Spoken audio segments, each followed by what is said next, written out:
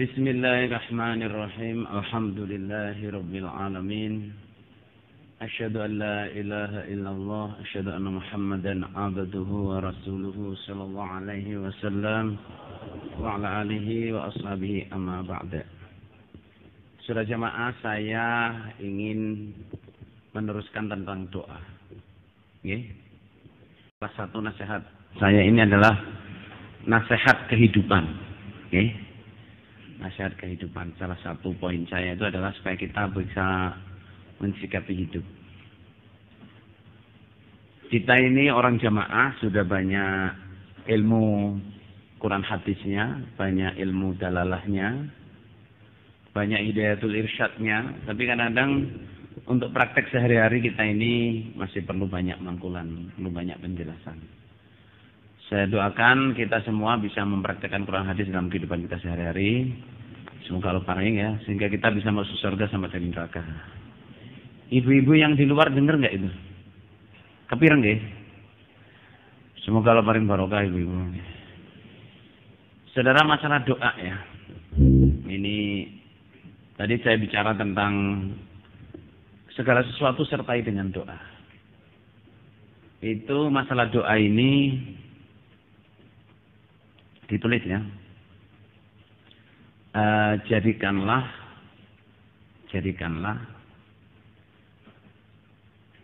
segala pikiran, kesusahan, jadikanlah segala pikiran, kesusahan, permasalahan, dan perkara-perkara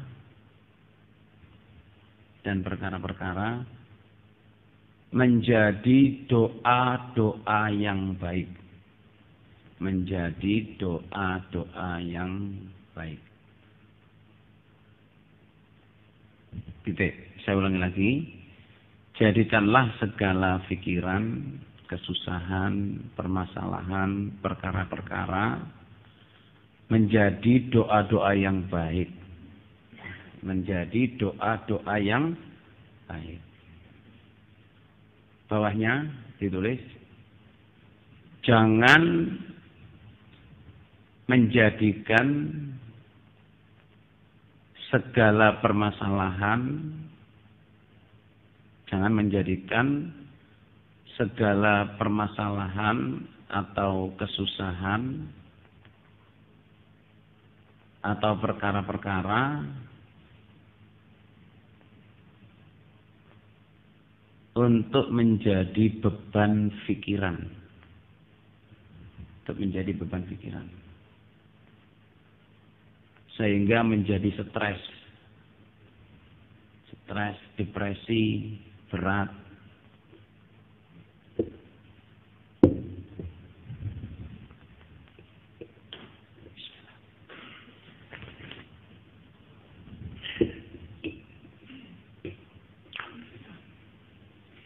Saudara jemaah, begini maksud saya. Ini sengaja saya minta supaya sampai nulis karena ini satu kesimpulan yang penting. Kita ini hari-hari menghadapi masalah. Menghadapi perkara. Menghadapi kesulitan-kesulitan.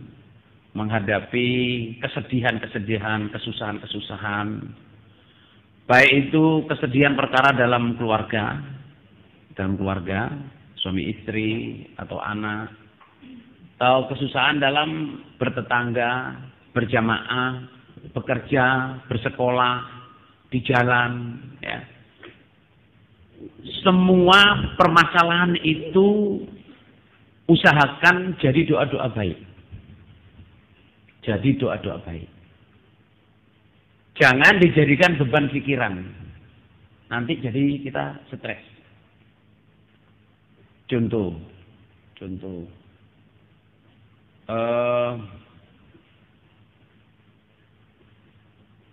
Cuciannya banyak. Ini saya pribadi ya. Saya ceritakan yang simpel aja. Cuciannya banyak. Ya. Terus mendung terus, hujan terus.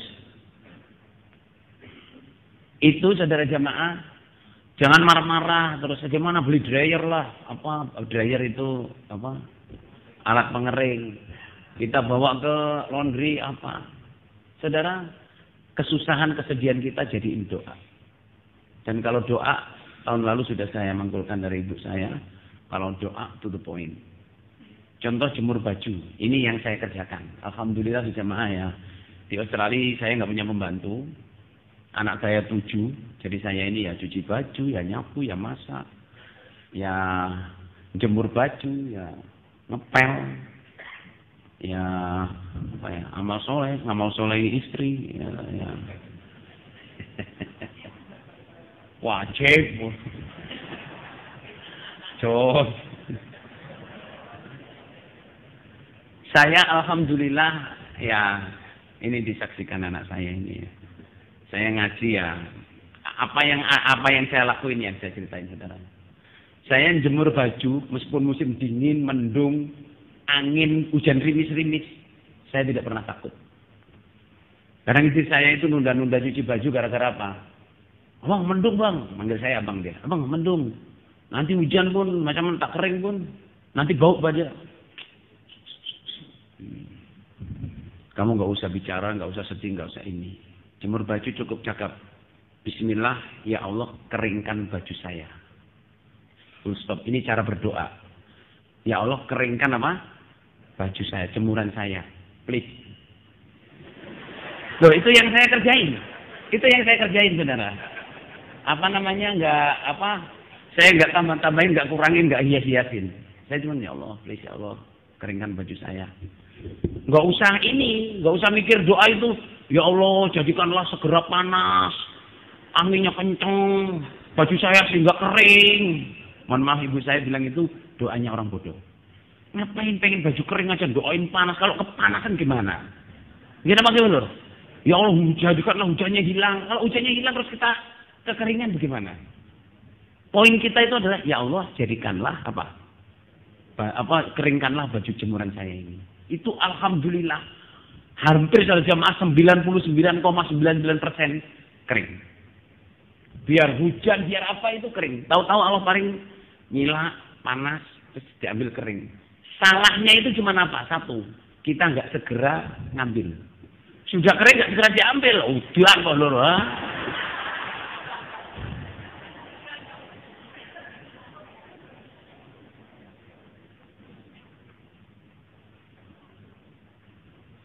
Saya contohin lagi. Ini yang saya kerjain. Maksudnya sampean supaya kehidupan itu dihadapi dengan apa? Ta'alluq kepada Allah, pasrah kepada Allah. Saya ingat betul saja jamaah. 2015 apa? Belum sih, udah lama sedikit ini. 2014 2013 gitu. Kita mau beli masjid di Adelaide. Adelaide itu dari tempat saya itu 1.500 kilo. 1.500 kilo insya Allah. 1.400-1.500 kilo dari rumah saya.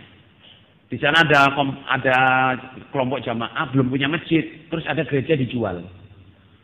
Gereja dijual ini harganya 6,5 M. Tapi lebarnya 4.000 meter.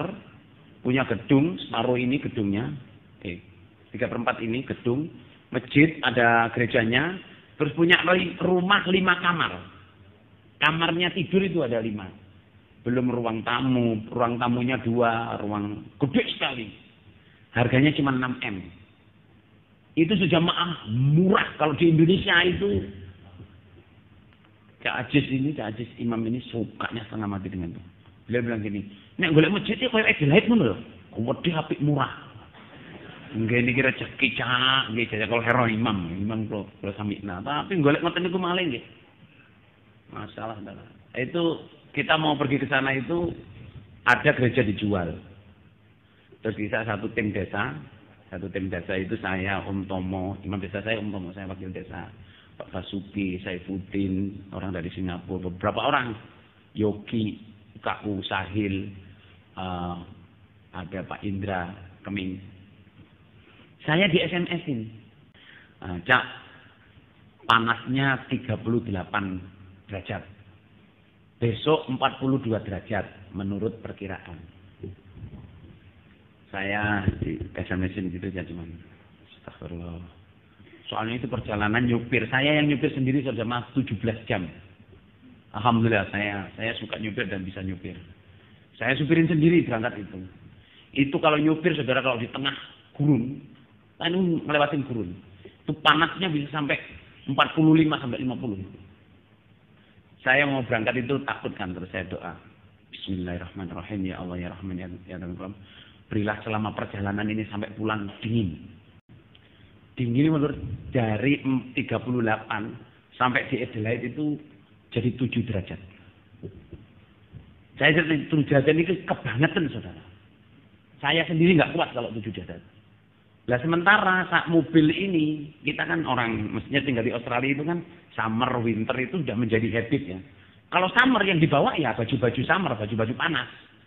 Celana pendek, kaos pendek, nggak ada yang bawa jaket. Lah yang ditamui orang 6, tamunya 9. Maksudnya jamaahnya baru 6. Pas datang ke situ, 7 derajat saudara itu dingin setengah mati. Sementara orang-orang ini nggak siap selimut, selimutnya udah di packing. Pas dingin, selimutnya cuma ada 6, tamunya 9, saudara. Jangan bisa bayangin saudara, dinginnya setengah mati itu sampai pulang. Terus saya diolongin, Cak, dulu jangan teman-teman aja. Lah saya kan nggak mikir kayak ya Allah bila dingin, nanti saya nggak ngomong dingin itu pas saya dingin, mestinya kan ya Allah bila dingin dan nyaman, ngerti kan? Kalau ya Allah bila dingin, itu ya sampai pulang, baru panasnya besok itu langsung jubut. Nah, ini maksud saya bilang gini ya, cerita sama itu bukan tentang saya doanya didengar. Saya membiasakan diri setiap kali menghadapi apa-apa itu doa. Cuman ini memang rada keliru titik. Doa di kabeh sak mobil niku kaduken gene iki nggo jaket terus. Lagi masuk mobil langsung heater. Terus masuk rumah heater. Jadi heaternya padahal summer musim panas nyalain heater itu terus pulang ya dingin. Pulang langsung panas lagi 30 38 lagi. Nah ini maksud saya Bapak Ibu Bapak ngadepin apa saja biasakan kembalikan kepada Allah. Dan kalau doa to the point. To the point. Saya cerita sama Cak Ajis.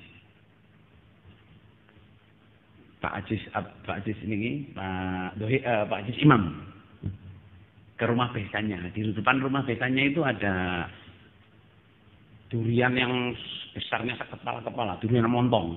Jadi beliau besannya Bapak Imam ini sekolah ke Thailand gimana nanam durian montong. Ya sekolah ya semua ambil bibitnya. Saya datang cuma cerita tok. Mas, ini kalau berbuah Mas bisa 60-64. Besarnya lebih besar dari kepala kita. Bos, muka-muka saya kesini pas berbuah. Dia datang ya pas berbuah. Alhamdulillah, berbuah. Nah ini matangnya kapan? Ya ini kalau udah jatuh matang. Terus saya doa, ya Allah, berilah jatuh. Ada yang jatuh kan, ya Allah, belum ada yang jatuh, bisa makan saya. Saya tinggal mantenan adik saya insya Allah itu. Saya tinggal mantenan, saya datang itu ada yang jatuh. Nggak taunya saya dibuka itu mentah. Jatuhnya karena kegedean dan kena angin. Keleru maneh. Terus datang lagi berbuah lagi mantenannya anaknya Cak Ajis. Berbuah lagi. Ya Allah, mbok jatuhnya karena mateng. Allah paling menurut saya tinggal bersama Bapak Imam ini datang jatuh. Cak, jatuh lagi Cak. Oh jatuh. Buka mateng tapi anyep. Anyep nyep itu. Cak Ajis itu sampai ketawa ngakak. Dongomu kurang lengkap. Mateng legi rutuh ngono loh. Ya, kita berdua ini kita buka. Wah, mateng nih. Oh iya. Oh, gede-gede saudara. Mungkin montong. Bijinya segini lagi buahingnya. Dipangan wanyit deh, kok wanyitnya. Dungane kurang legi begini. Setahun kacak loh. Gak ini maksud saya. Anything you see, anything, apa saja kita melihat, jadiin doa. Ngadepin anak, ya, dilamar orang, atau jatuh cinta, atau bermasalah, Apa saja sejamaah doain baik. Punya kerjaan, ada masalah, doain baik. Doa pokoknya. Anak nggak mau sekolah, doain baik katanya anak. Sekolah, mana sekolah datang ngarit kok lu, mau sekolah nanggone golek jangkrik misalnya. Tahu nggak sekolah golek jangkrik dulu. Pamitnya sekolah tapi golek jangkrik lho. Ya. Ketahuan harus bluron nang kali lho. Seragamnya kenyut kok lho. Ya well, saudara jangan doain anak itu jelek. Nah, kamu ini nggak sekolah, nanti jadi gelandangan. Jadi gelandangan teman-teman. Kamu nak nggak sekolah, masya Allah, mudah-mudahan kamu pinter nak, jadimu banyak. Masih gak sekolah, gak apa-apa penting ngajimu, muka-muka paling pinter. Jadi dibalik semua. Nyatanya orang itu kan nggak harus sekolah saudara jemaah.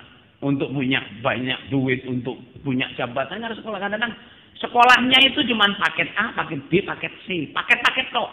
Universitasnya ITB.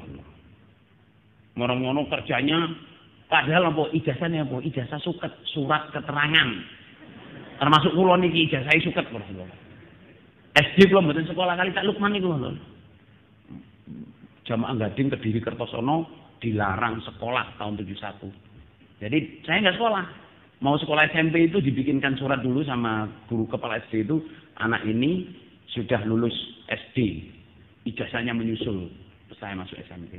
Terus ikut ujian, baru punya ijazah. Tapi saya sudah naik kelas 2 baru punya ijazah, saudara. Tapi itu gini, poin lagi ya. Bahwa kadang kita itu dapat rezeki itu bukan karena sekolah. Kadang sekolah itu winter prosedur. Tapi ya kerjanya bukan dari sekolah. SH bengkel. Ayo, iya prosedur. Enten toh SH bengkel konco kula dhewe. Di Bandung. Sarjana Hukum Universitas Airlangga, Surabaya. Top prosedur niku. Tapi kerjanya bengkel bubut. Bengkel bubut mungkin tadi lho. Lah ya awakmu SH kok bengkel bubut iki piye? Apa jurusane gak rumir pian? Manggil saya Mir gitu. Gak rumir. Tak lakoni ae. Dipun lakeni mawon. Ngoten nggih.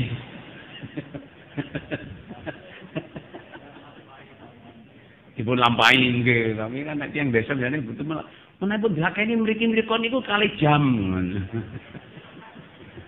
Kok iso dilakeni?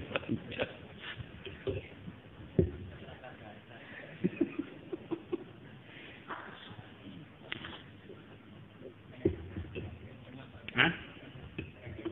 Enggak apa-apa, biar paham nanti. Ini saya masih untung ngomong bahasa Indonesia, saudara jemaah. Aslinya pondok sini itu bahasa Jawa nyel, saudara. Jadi kalau ada bahasa Indonesia kelewat-kelewat dikit, mohon dimaafkan. Ngaten nggih. Nek gak ngerti takok sebelah. Apa yen ora pati cetha. Takono ngoten nggih. Semoga Allah paring barokah. Balik ya. Segala sesuatu saudara jadikan doa, jangan dijadikan beban pikiran. Punya masalah dengan istri, doain. Ya, jangan disumpahin. Punya masalah pasar, ekonomi, jemur baju, angon bebek, pitike mati. Napa mawon Pak Sedulur? Nggih. Kabeh didadekno napa? Donga. Semua dijadiin doa, jangan dijadikan beban pikiran. Stres kita, karena permasalahan hidup ini nggak akan pernah finish. Bahkan sahabat, saya beritahu ya, sahabat itu mau beli serampat sandal saja istikharah. Ini saya bukan masalah kemunculannya sahabat. Sahabat itu menjadikan doa adalah darah dagingnya, nafas hidupnya. Itu doa. Di segala perkara jadiin doa. Seman punya masalah dengan kepala sekolah, punya masalah dengan kepala kantor, punya masalah dengan proyek, punya, ya Allah berilah apa jalan keluar yang barokah. Dan kalau doa to the point, saya ulangi lagi di forum ini, saya pernah nasihat ini insya Allah tahun lalu. Kalau doa to the point, jangan muter-muter, jangan ngajarin Allah. Saya mangkul dari ibu saya sejamaah. Kalau di sini ibu saya ada punya kawan-kawan di sini yang mondok tahun ngaji tahun 60-an tahun sebelum tahun 60. Ibu saya ngajarin gini. Doa itu to the point. Saya Indonesia ini ya, enggak saya bahasa Jawakan seperti saya.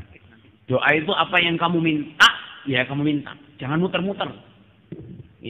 Contoh muter-muter ini sama kita minta, ya Allah, berilah sekolah saya lancar, ujian nilainya baik, dapat kerjaan yang baik, gajinya banyak, bisa nabung, terus saya bisa beli rumah, bisa pergi haji, bisa menghajikan orang tua saya. Doa seperti itu sama seolah-olah kan baik kan, bisa menghajikan orang tua saya. Kalau ibu saya, doa itu baik enggak? Baik. Tapi itu doanya orang bodoh. Doanya orang bodoh. Enggak ada hubungannya saudara jemaah antara haji, antara beli rumah dengan sekolah lulus yang baik, nabung. Kita poinnya apa? Saya minta rumah, haji, pengajian orang tua. Ya udah minta haji, minta rumah.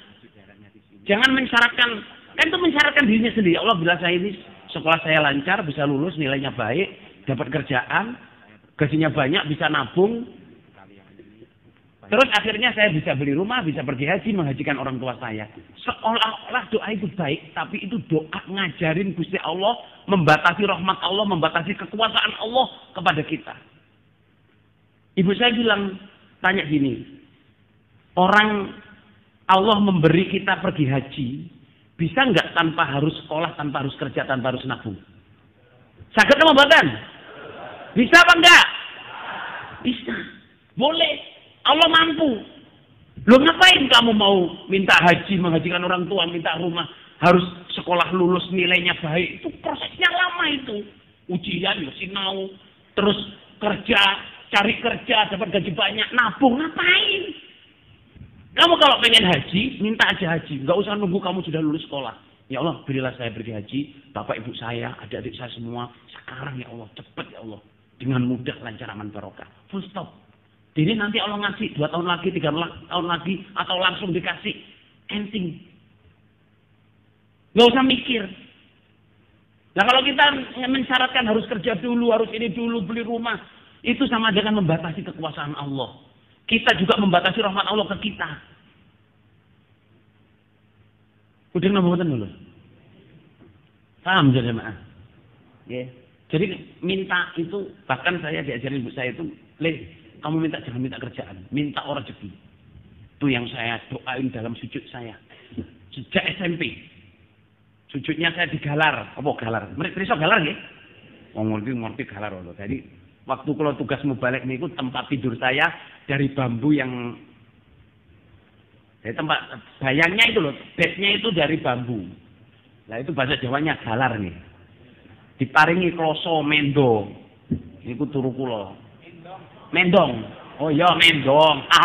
Mendong lak wedhus lho. Kloso niku terus kula nek turu mboten tau gawe klambi mek sarungan tok. Mboten gawe katok utawa soalé kan panas. Bengi-bengi ketau kula ditabuk ngenten ditabuk kali anu. Bokong ireng di pamer-pamerno.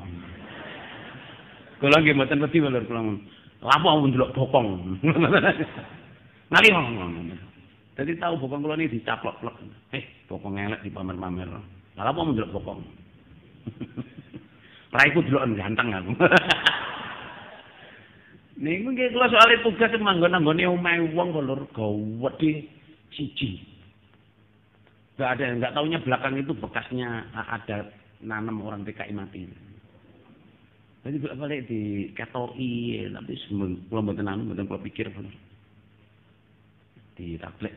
Lah saya di atas galar itu saya doa, ingat saya diajarin ibu saya itu kalau doa minta rezeki. Jadi doa saya itu gini, ya Allah ya Rahman ya Rahim ya Allah. Dalam sujud niku setelah sholawat, alhamdulillah sholawat. Bila saya rezeki yang halal banyak dan barokah, yang melimpah ruah, bisa sanggup ibadah, bisa sanggup ini. Kalau harus kerja ya Allah, bila kerjaannya yang mudah, lancar, aman, barokah. Tetap bisa jadi mubalek, sholat lima waktu tertib, Jumatan, sambung jamaah lancar. Doa saya itu, terus doa yang lain-lain, teman yang barokah, tetangga yang barokah. Saya hitungin gini saja mah. Ingat saya itu ada 18 doa penting yang saya giniin. Dalam sujud saya itu. Itu diberi oleh Allah itu pemberian sak imbuh-imbuhnya. Ngerti lho? Mau sak imbuhnya itu saya minta 1, tapi oleh Allah itu diberi sak. Saya minta sepatu contohnya, seandainya minta sepatu, itu diberi sak kaos kakinya, diberi sak cara masuknya, diberi sak wadahnya. Itu yang saya alamin, jemaah. Jadi berdoa kepada Allah yang sungguh-sungguh, yang serius dan berdoa to the point. Jangan lupa sopan santunnya doa. Apa sopan santunnya doa? Muji kepada Allah. Terus selawat, baru minta. Dan minta dalam keadaan sujud. Jadi saya biasakan setelah saya sholat sunnah atau mau tidur biasanya juga saya sholat sunnah, 2 rakaat. Kan ada perintah Nabi kalau mau tidur wudulah, sholat 2 rakaat kamu tidur. Saya sering begitu dulu SMP itu. Habis salam itu saya sujud. Itu doa itu nggak pernah saya lewatkan. Sholat malam pun setelah sholat witir baru saya sujud lagi.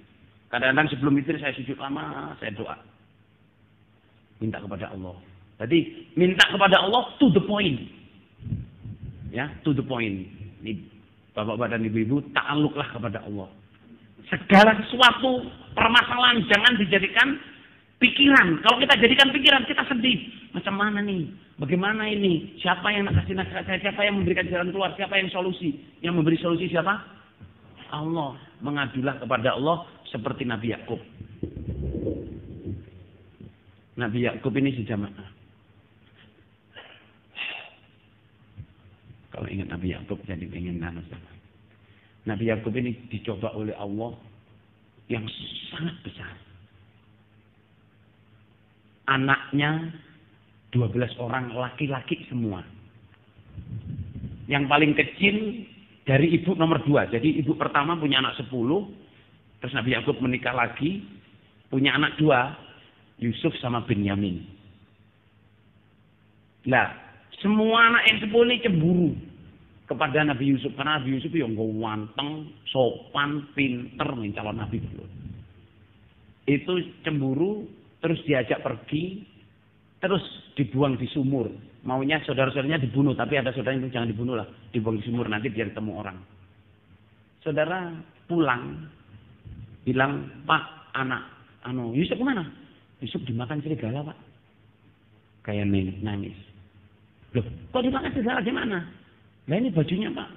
Lah ngapain kamu? Saya tadi main-main ceritanya. Terus Yusuf itu saya suruh jaga barang-barang, dimakan serigala.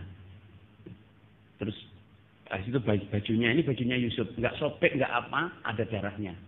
Katanya darahnya itu kambing yang disembelih. Kambing yang disembelih, darahnya. Saudara sampean nih, saya bayangkan. Saya sendiri, insya Allah kalau digituin saja nggak kuat. Anak sampean 5, tahu-tahu pulang. Loh, nanti adikmu. Pak, kali mati. Ayo, sama najine nopo ngoten kok. Apa gak langsung mencak-mencak sampean gitu. Kok iso ya? Balik ngomong. Nabi Yakub itu ya karena Nabi, saudara. Darahnya itu dipegang. Awakmu ikuti sapa? Pedusin moro. Kamu tuh darahnya siapa? Kambingnya datang. Itu tadi saya disembelih anak-anakmu. Yusuf nggak mati. Yusuf tidak mati itu ya darah saya. Akhirnya apa saja mah? Fasabrun jamil. Wallahu musta'anu ala ma tasifun. Aku tak sabar nak, insya Allah Gusti Allah sini. Karena Nabi Yusuf tahu Nabi Yakub tahu anaknya tidak mati, tapi tidak tahu di mana. Dan itu yang paling mengagumkan saudara jamaah yang saya sering saya nasihatkan, yang paling mengagumkan dalam Nabi Yakub apa? Beliau tidak pernah melaknat anaknya sama sekali, tidak pernah menyumpahin, misui, goblokno, atau sumpah serapah kepadanya, tidak sama sekali. Kalau ukuran kita nih, saya sampean, anak sampean 5, 7. Lu pergi bersama, tahu-tahu pulang tinggal 6 orang. 5 anak pergi, tahu-tahu tinggal 4 orang. Yang kecil sendiri kalian. Terus mana adikmu? Tadi nggak tahu main-main kecemplung sungai. Lu kamu nggak mau tolong, sudah hilang. Ayo, sama terus di mana? Yang mengagumkan Nabi Yakub tidak pernah menyumpah anaknya. Dia bersedih hati, tapi apa? Dia doa. Yang pertama itu didoakan, ya Allah kembalikan anak saya. Titik, saya tahu anak saya tidak mati. Wa a'lamu minallahi ma la ta'lamun. Anaknya berbohong apa saja. Sampai saking namanya Nabi Yakub itu nangis sampai buta. Ya, Saking temennya Nabi Yakub nangis sampai buta. Terus anak-anaknya dibilang gini. Apa? Qalu tas'u tadhkuru Yusuf hatta takuna kharadan atau takuna minal halikin. Bapak, kamu ini ngapain sih hari-hari sedih memikirkan Yusuf sampai kamu buta kayak gitu? Apa jawab Nabi Yakub? Qala innama ashku bathi wa husni ila Allah wa a'lamu minallahi ma la ta'lamun. Anak-anakku, saya menangis di depan kamu ini, saya bukan pamerkan ke kamu. Tapi saya pamerkan kepada siapa? Allah, ya Allah, saya ini sedih. Saya ingin anak saya balik. Begitu aja. Kalau kamu melihat saya, karena kamu melihat saya, bukan karena saya ingin pamer kamu punya mata, kamu melihat saya. Tapi buta saya ini, nangis saya ini, saya tangiskan kepada Allah. Ini contoh untuk kita. Ada permasalahan apa saja saudara jamaah, doa kepada Allah. Kadang-kadang kita itu masih pengen pendapatnya orang lah, ininya orang, jalan keluarnya orang. Orang nggak akan memberi kita jalan keluar. Bahkan menganggap kadang-kadang saya ini saudara bisa menyelesaikan semua masalah. Nggak bisa. Camir saya pengen curhat. Camir saya punya permasalahan. Begini-begini gimana itunya. Saya bukan psikolog. Bukan dukun badik. Ya, bukan Tuhan. Saya ini Kak Emir mubalik biasa. Kalau mau tanya pendapat, saya kasih pendapat. Tapi pendapat saya bukan jaminan mutlak. Mudah apa nolur? Kalau minta pendapat, ya minta pendapat kepada Allah. Mengadu kepada Allah. Gitu. Jadi kita ini sering stres, susah, sumpah itu gara-gara perkara kita tidak kita wujudkan jadi doa. Kita pikir sendiri. Susah-susah sendiri. Merasa cobaannya paling besar. Nggih napa nggih, Lur? Kita ini semua ini kadang merasa cobaan paling besar. Padahal semua orang punya cobaan. Saya juga punya cobaan. Para pengurus-pengurus punya cobaan. Para nabi-nabi lebih besar cobaannya. Semua orang punya cobaan, semua orang punya permasalahan. Yang bisa menyelesaikan siapa? Allah. Dekatlah kepada Allah. Berdoalah kepada Allah. Mintalah kepada Allah. Diberi jalan keluar. Jangan tanya ke dukun. Jangan tanya ke bomo. Jangan tanya ke tukang badik. Apalagi tanya ke jin. Jin nggak bisa nolong kita, saudara. Wa annahu kana rijalun minal insi ya'udzuna birijal minal jinni fazadhum rahaqa. Banyak orang-orang itu, manusia itu minta tolong kepada jin. Padahal jin nggak bisa menolong apa-apa.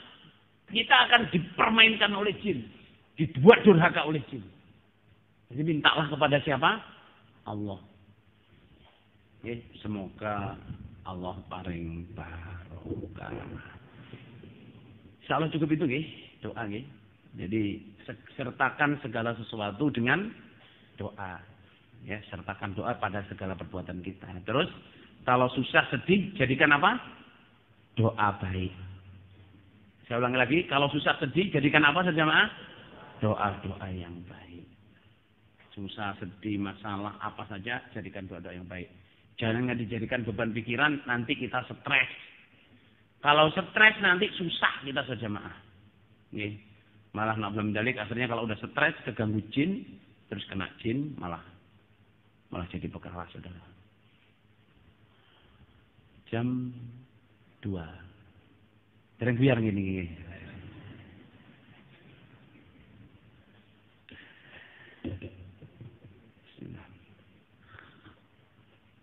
Ya, untuk para panitia dan pengurus di sini ya. Biasanya di mana-mana itu habis asar ada ngaji.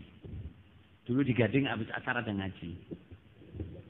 Tapi terus di Manso karena kebanyakan orang. Di sini habis asar ada ngaji. Jadi materinya biasanya mestinya 10 atau 9. Di sini cuma dapat 6. Karena waktunya nggak cukup. Ya tidak apa-apa saya mendengarkan, maksudnya saya ikut aturan di sini. Tapi kalau waktunya itu diperpanjang jemaah, masang terop, masang sound system ini menurut saya loh itu pekerjaan besar. Jadi sayang kalau waktunya istirahatnya terlalu panjang itu sayang. Menurut saya jemaah. Tapi mboten apa mulur nggih. Insyaallah niki rencanane acaranya itu habis asar itu istirahat sampai isya.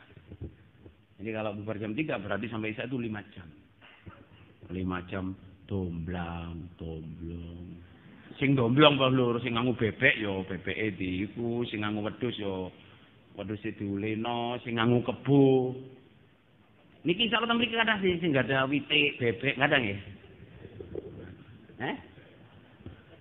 Oh sing ada. Sapi, kebu, wedhus. Oh kebu mboten enten. Semoga Allah paring barokah. Kenapa-napa, tapi kula pun enten ngaji niki pun lumayan kok seluruh nggih. Lumayan, sak Kediri niki sing pertama ngaji malah ping pindho nggih mriki, tapi Gus Luk ten ngarep kula diprotes. Pak Luman, bagaimana itu? Cak Emir kok berkali-kali bolak-balik datangnya cuma di Kaliawen. Kediri yang lain kok enggak datang? Kok enggak didatengin? Ya kadang-kadang Kediri yang lain enggak didatengin tuh kadang-kadang ya enggak punya tempat. Ya kadang mau didatengin ngaji begini itu udah mikir duluan nanti saya taruh di mana. Kata nggih. Alhamdulillah mriki enggak ada nuwun. Saya doakan menawa paring pondok Kaliawen ini lancar, aman, barokah. Menjadi pondok yang manfaat, yang punya murid-murid, ulama-ulama yang bisa membawa jariah kepada gurunya, pengurusnya, penduduknya, jamaahnya, sak Kediri utaranya jamaah. Muga-muga paring barokah. Pun, saya ingin bicara tentang pendidikan. Ditulis nih, pendidikan anak.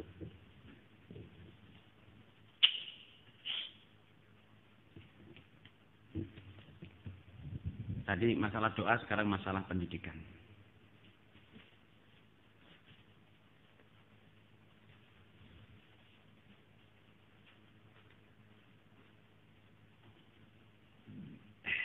Ditulis ya.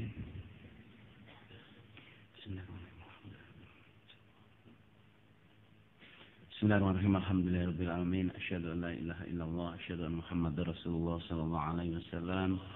Wa sallallahu amma ba'd. Ini pendidikan ini insyaallah agak lama. Jadi momen nanti enggak selesai insyaallah setelah Isya saya teruskan. Tapi ini bagi saya, menurut saya sangat penting. Supaya kita bisa mendidik anak-anak kita. Soal di sini banyak yang masih punya anak kecil kan? Ngerti ya? Banyak yang masih punya anak kecil. Ya, kayak Cak Ud niki anaknya kita cilik-cilik. Piro anak sampean, Cak? 10. Masyaallah. Semoga Allah paring semuanya jadi anak yang soleh-solehat. Bisa memuliakan kedua orang tuanya dunia akhirat. Bisa menjadi ulama-ulama yang paham fikih mutawarik karena Allah. Bisa mensurgakan kedua orang tuanya. Semuanya bisa rukun kompak, dapat jodoh yang barokah, jadi pejuang jamaah yang karena Allah, masuk surga sama dari neraka. Amin. Mas Suud, anaknya 10, kula 8, tapi pengen 10. Kirangan iki terus pundi carane? Pengen 10. Ya, punya anak 10 itu berarti sakti berseluruh. Berarti sakti niku. Kadang wong ini punya anak 2 wis kudu mandeg diazel lho. Basa telat ngangkat telur gosong lho. Lambi amal soleh mari musyawarah mulai jam 12 amal soleh tengah-tengah ngantuk. Bosone telat jabut. Lho Pak kok gak dijabut? Iya telat ngangkat. Meneh gosong. Umumnya orang itu mau amal soleh tapi nggak mau punya anak. Gimana apa nggih? Amal soleh mau menemani, ngono saat metu dijabut. Iku jenenge gelem amal soleh gak gelem anake. Tapi meskipun dicabut sama kalau kodarnya jadi anak ya jadi anak. Mulane niat amal soleh meskipun niatnya diazal harus diniati dapat anak yang soleh-solehat. Fal ana basyiruhunna wa fatahuma kataballahu lakum. Ya, kamu kumpuli anakmu dengan niat punya anak. Meskipun sudah tidak mungkin punya anak, kalau bersetubuh tetap harus doa. Bismillah, Allahumma jannibna syaitan wa jannib syaitan ma razaqtana.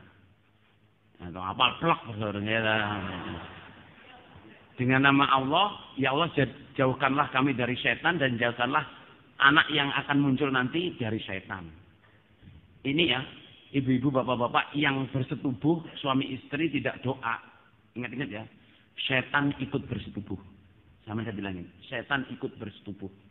Wa usyarikhum, saya akan menyertai mereka. Makanya ibu-ibu kalau disetubui suaminya, kalau tidak berdoa harus ditahan. Doa dulu mas. Doa dulu. Stop doa dulu. Suwen sih. Doa please. Saling kan sama perempuan-perempuan disetubui setan. Spermanya campur sperma setan. Jin kata jemaah. Anaknya campur. Kalau nggak hafal ibu-ibu ya, bukakan kitab dawat atau tuliskan tempel di tembok kalau ternyata. Jadi woco anak-anak ini.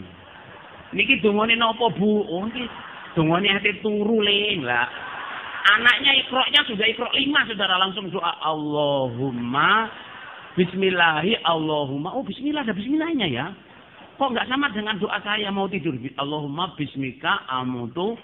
Ya, ini bismillahi Allahumma janibna syaitan wa janib syaitan wa razaqna. Bagus banget doanya.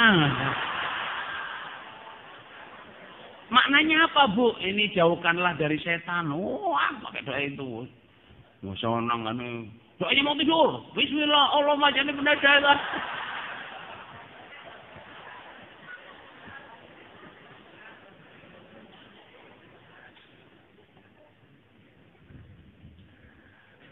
Astagfirullahaladzim. Pendidikan anak ini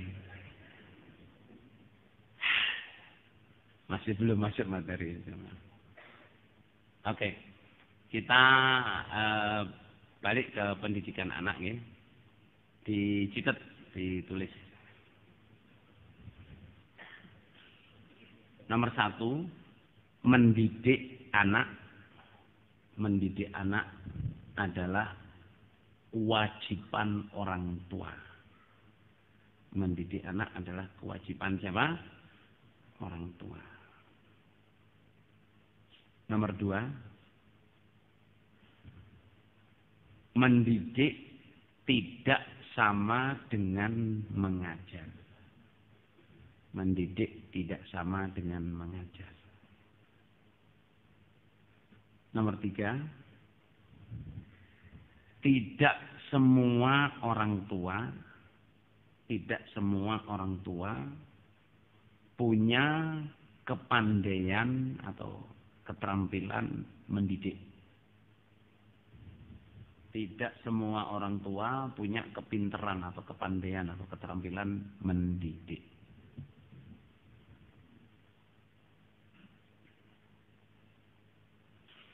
Nomor 4, ijtihad imam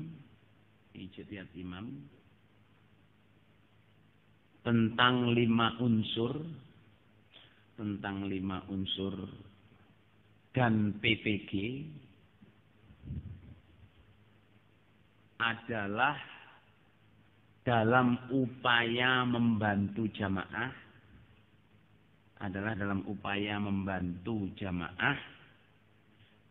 mendidik anak-anaknya.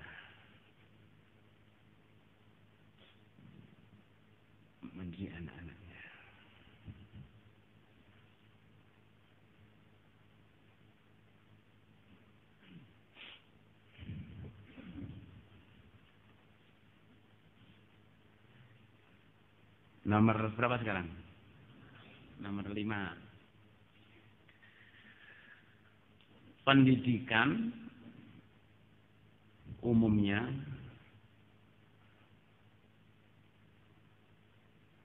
menyiapkan anak agar bahagia hidupnya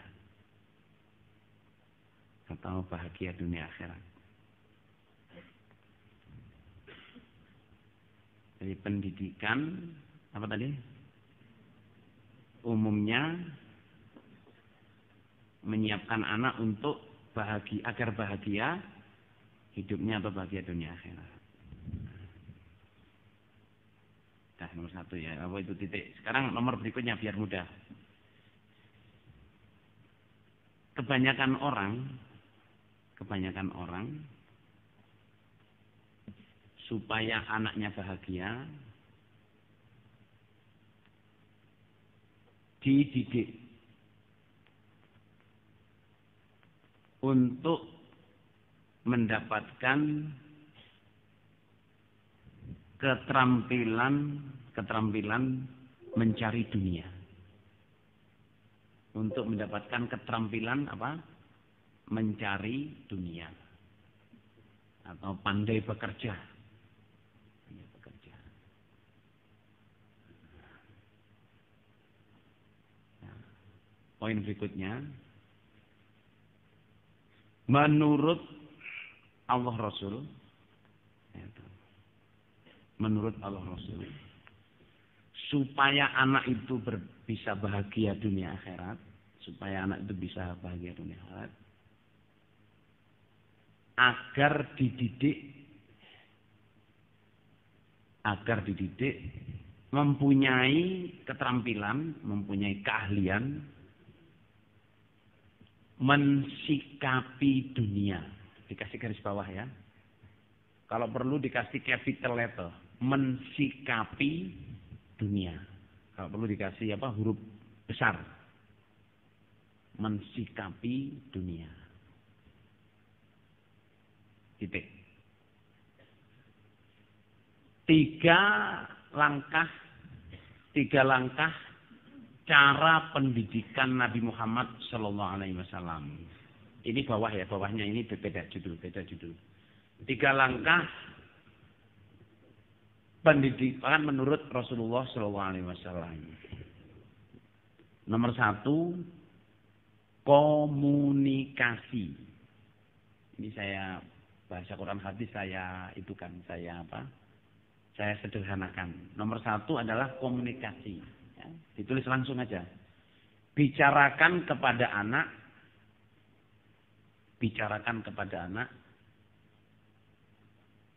apa kehendak kita atau tujuan kita atau mau kita dengan jelas.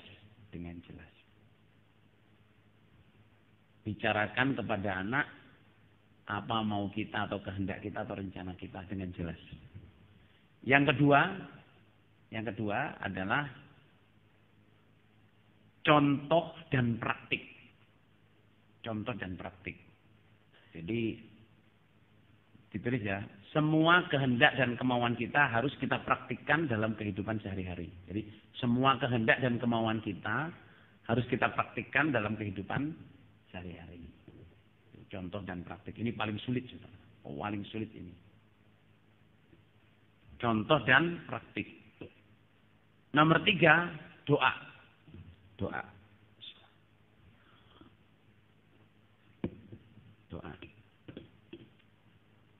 Itu ditulis ya, doa. Kita harus rajin berdoa untuk anak-anak kita. Kita harus rajin berdoa untuk anak-anak kita agar bisa bisa menjalankan apa yang kita maui. Jadi kita harus berdoa untuk anak-anak kita agar bisa melaksanakan apa-apa yang kita maui.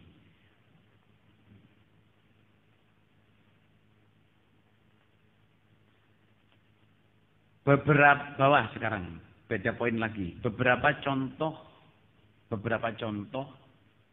keterampilan mensikapi dunia. Beberapa contoh keterampilan mensikapi dunia. Nomor 1, ya, beberapa contoh keterampilan mensikapi dunia. Nomor 1, ahli syukur. Banyak syukurnya. Nomor 1, ahli syukur atau banyak syukurnya. Terampil bersyukur. Nomor 2, ahli takwa. Jadi menjadi orang yang takwa. Sampean semua di sini tadi menjadi orang yang takwa. Nomor 3, ahli ibadah.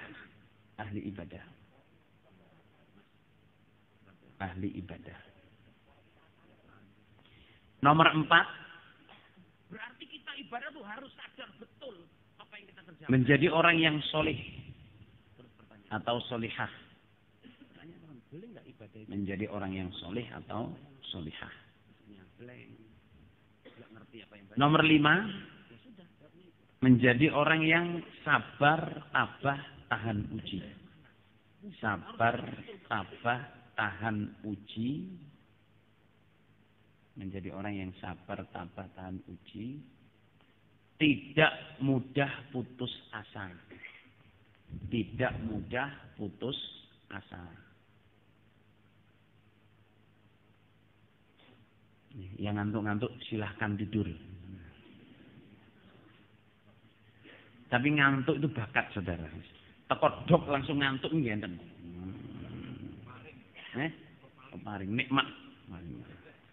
Ada orang yang nggak bisa ngantuk, sumpah kalau nggak bisa ngantuk, saudara. Kemana-mana nggak bisa ngantuk. Kemarin saya di Timika. Di Timika, ada orang datang ke saya, Mas Amir, mbok saya ini didoain. Saya sudah 3 minggu tidak tidur sama sekali. Lu. Lah gimana rasanya? Berat, tapi saya tidurin nggak bisa. Terus saya bilang, Mas, saya ini biar orang rawame itu, pokoknya saya geletak ya tidur. Saya naik pesawat tuh, lu geplak ngata niki, cek kurung ngurik ini cek. Halo, wis turun. Tangi merem-merem lu landing. Alhamdulillah.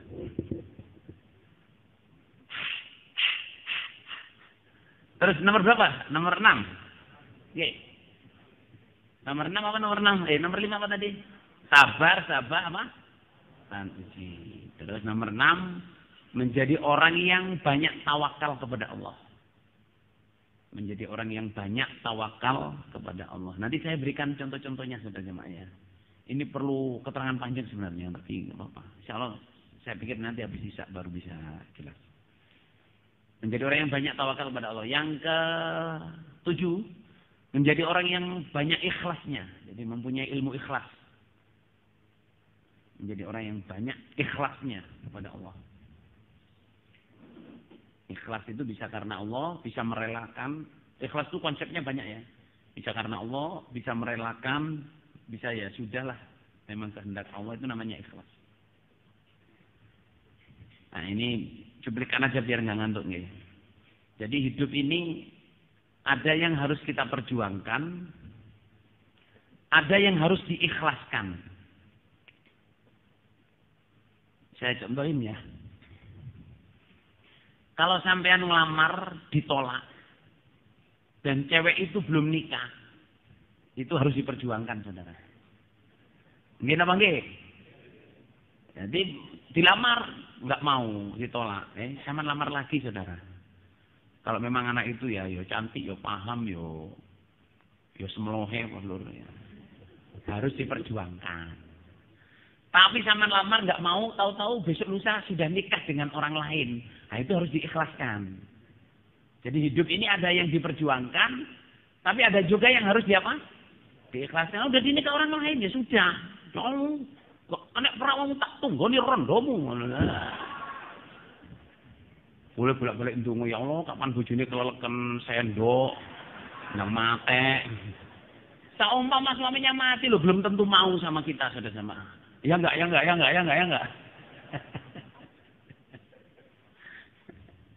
Jadi hidup ini ada yang harus diperjuangkan, harus ada yang diikhlaskan. Itu wong iso nrimo ikhlas niku abot, saudara. Ikhlas niku abot. Kadang wis dirabi wong ngono cek didukunno. Muga-muga pegatan. Kan enten ngoten nggih. Jam di Quran itu sudah jadi istrinya orang terus digolekno jopa japu donga mayufarikuna bainal mar'i wa zauji. Yaitu ilmu yang bisa memisahkan antara suami dan istri. Itu berarti orang yang tidak bisa ikhlas. Tapi nggak bisa masuk surga itu. Ya toh. Bojo pajamu telah asuh atas suatu gembuk susu. Semprong bolong buntu alu rondo kempeng melok wong rondai melok aku.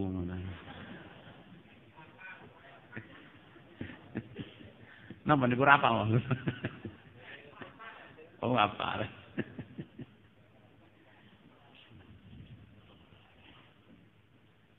Yang terakhir saudara jemaah, didik anak kita mempunyai akhlakul karimah yang banyak. Mempunyai akhlakul karimah yang banyak. Ini tadi saya nulis belum tahu maksudnya, okay? Ini terakhir. Didik anak untuk mempunyai akhlakul karimah yang banyak. Nanti saya terangkan. Mempunyai akhlakul karimah yang banyak. Insyaallah saya terangkan. Gini saja jemaah. Kita sebagai orang tua itu kadang-kadang melupakan kewajiban mendidik anak. Halo? Halo? Ada nggak di sini yang sadar bahwa tugas saya adalah mendidik anak saya? Jarang. Sangat jarang. Apalagi pengantin baru kawin. Punya anak kaget. Loh aku dia anak rek. Loh aku cilok berapa? Sampai dia anak dua putu loh. Kadang itu gak sadar kalau dia itu kewajiban mendidik anak. Kaget, lu aku putu. Wah turuku ambek nenek-nenek. Soalnya kalau sudah punya putu berarti kan istrinya dipanggil nenek. Wah aku turu ambek nenek-nenek saya kira. Dia lupa kalau istrinya juga tidurnya sama kakek-kakek.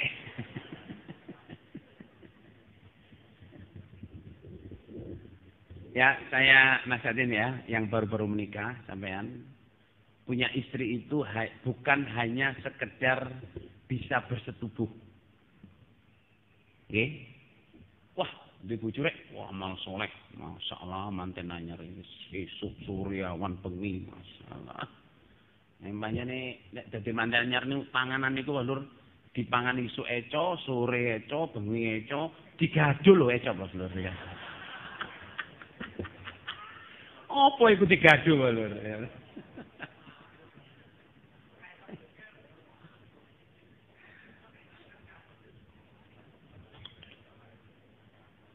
Kadang kita itu ya, udah jadi pengantin baru, terus punya anak. Mohon maaf ini kenyataan. Punya anak juga nggak langsung punya pikiran untuk mendidik. Punya anak gitu aja. Yang nggak punya duit, sibuk cari makan untuk anaknya. Yang orang kaya baru, saya beritahu saudara jamaah, asalnya dulu zaman kecilnya melarat, setelah itu sukses, punya duit, menikah, punya anak. Nggak dididik anaknya. Dia apa? Dimanja. Mandi pakai aqua. Enten kalau saya itu. Mandi pakai aqua. Mandi pakai air susu. Akhirnya gedenya anaknya ngkrik-ngkrikin berselur. Saya itu di kula mboten goro nih ngomong saya itu. Jan masalah anak itu pokoknya diprotek lho. Gak oleh mangan beting, gak oleh mangan apa pencuk. Gak oleh mangan beling lho. Mangan iku kudu sing empuk-empuk. Kasur, bantal.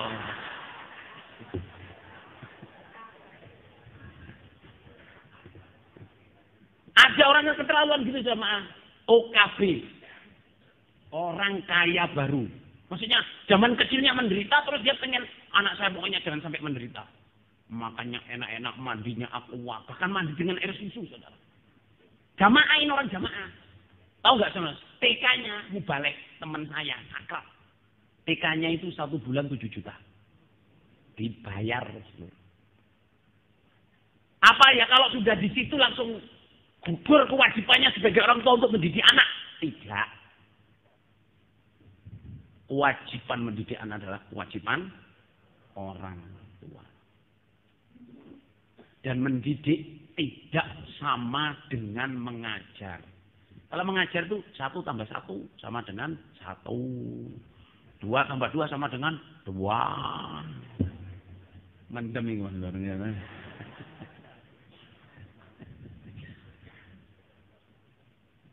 Ya, kecuali deret.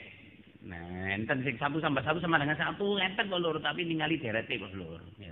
Deret ukur tapi kadon. Oke.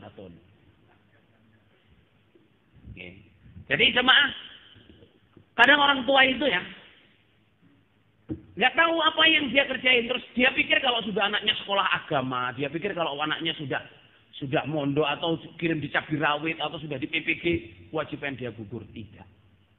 Mendidik kewajiban orang tua. Bukan mubalek, bukan pengurus, bukan ketua PPG, bukan mubalek tugasan, bukan MT, MS, bukan. Mendidik anak adalah kewajiban orang tua. Cuman ironisnya, sayangnya saudara jemaah, tidak semua orang tua punya keterampilan mendidik. Karena dilala waktu nikah itu nggak sekolah. Sekolah jadi bapak, sekolah jadi ibu. Enten apa mboten, Lur? Terus enten ijazah, sudah lulus ujian sekolah jadi bapak. Nah, enten. Sudah lulus sekolah menjadi ibu, nggak ada. Makanya suami istri itu kadang-kadang yang nggak tahu kewajibannya orang tua. Termasuk kita ini kadang nggak tahu gimana mendidik anak. Jangankan mubalek biasa, mohon maaf ya mas, guru loh kadang nggak harus mendidik anak. Jangan mendidik ngajar mubalek loh, jangan mendidik anak. Kadang ngajari anaknya sendiri loh nggak bisa. Ada apa nggak di sini mubalek yang nggak bisa ngajarin anaknya? Wentan loh. Nek mulang wong liya ndak wakik ndakik mbok mulang anak awake. Kalau ngajar anaknya sendiri pengen marah. Ini gak iso. Ini gak iso murmuring. Tapi ngajarin orang lain bisa. Tapi ngajar anaknya sendiri nggak bisa. Ini kenyataan. Gini apa nggih? Jadi ironis sekali jamaah, kita punya kewajiban dari Allah mendidik anak, tapi kita tidak semua punya keterampilan mendidik. Jangan dikira saudara jamaah kalau sekolahnya sudah insinyur, master, PhD, bisa mendidik anak. Oh, itu bukan ilmu mendidik. Insinyur di bidang apa? Bidang bangunan, mosok anake dadekno bangunan, Bos. Nggih napa nggih? Bagian kimia, mosok anake di kimia, Bos. Nggak bisa. Jadi mendidik anak itu perlu keterampilan. Alhamdulillah keimaman kita membuat ijtihad ada 5 unsur. Ada apa? PPG. Ini membantu orang-orang tua kiai membantu kita ini sejamaah supaya bisa mendidik anak. Saya ini bersyukur sekali ya, saya tinggal di Australia itu di komplek masjid jamaah. Saya pribadi ya, saya ini mubalek lulusan IKIP, saudara jamaah. Tahu nggak IKIP, saudara? IKIP. Jurusannya teknologi pendidikan, saya ini.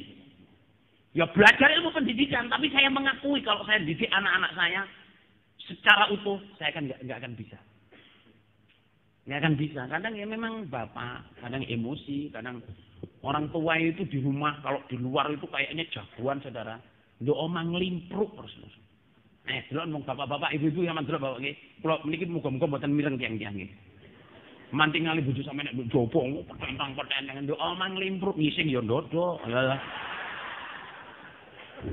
Nggih napa nggih terus senengane turu nek turu ngorok, ngono. Nek meneng ngene, kowe tok gua bos nek turu ngene. Terus dilalah nduk jowo kok pertitak-pertitik nduk omahe ya mau walas lho enten wong lanang nduk omah mau walas ngene. Mboten sedanten wong lanang, tapi umume wong lanang is umbah-umbah mo, masak mo, nyapu mo. Senengane kopi. Sabel. Ngekeki duwike gak akeh. Ya enggak. Ngekeki duwike titik tapi mangane pengen enak. Titik-titik bune gekno kopi. Bikin sendiri bisa kok, suruh bikin kopi. Bikinanmu enak bune. Kalau ngudek yang goyang cingkirnya.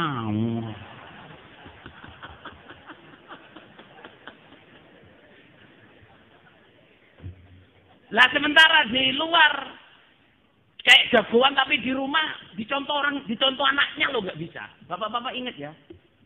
Di rumah bapak-bapak itu dilihat anak-anak sampean.